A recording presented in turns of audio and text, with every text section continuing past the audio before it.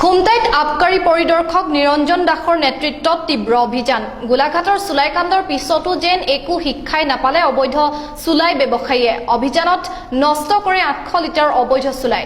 গোলাঘাটৰ চুলাইকাণ্ডৰ পিছতো কোনো শিক্ষা নললে জিলাখনৰ একাংশ অবৈধ চুলাই মদ ব্যৱসায়ীয়ে। জিলাখনৰ খুমটাইত আজিও একাংশ ব্যৱসায়ীয়ে অবৈধভাৱে চলাই আছে ৰমৰমীয়া ব্যৱসায়।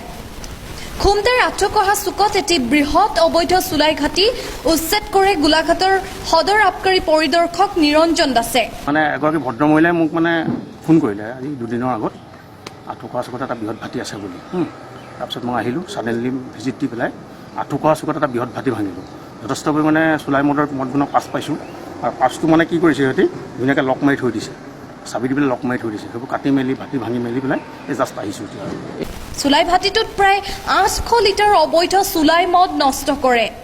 উল্লেখযোগ্য, গোলাঘাট সদৰ আবকাৰী পৰিদৰ্শক নিৰঞ্জন দাসৰ নেতৃত্বত খুমটাইৰ বহু ঠাইতেই অবৈধ চুলাই মদ উচ্ছেদ কৰি কেইবাজনো চুলাই ব্যৱসায়ীক জেললৈ প্ৰেৰণ কৰিছে।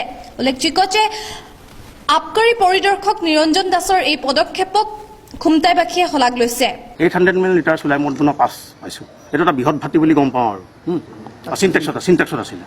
চিনটেক্সটো আকৌ তলামৰা আছিলে দেই, চিনটেক্সত তলামৰা আছিলে। সেই তলাটো আমি কাটি দিছোঁ, অন স্পট মানে ডেষ্ট্ৰয় কৰিছোঁ।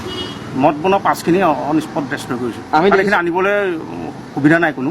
চুলাই মদ ভাঙি আছে তেওঁ ৰোধ কৰিব পৰা নাই। অলপ বহুত কণ্ট্ৰল হৈছে। এতিয়া 90% অলৰেডি কণ্ট্ৰল হৈছে। সেইটো আপোনালোকে নিশ্চয় জানে। আৰু মই প্ৰত্যেকটো চুলাই পাৰি মই কোৰ্ট ফৰৱাৰ্ড কৰি আছোঁ। অলপ দিনৰ আগতো মই 3জন কোৰ্ট ফৰৱাৰ্ড কৰিছোঁ। শিক্ষা লৈছে, আগতকৈতো বহুত কমিলে এতিয়া। খুমটাইৰ পৰা পাৰ্থপ্ৰতিম গোহাঁইৰ ৰিপৰ্ট, অসম ভিউ।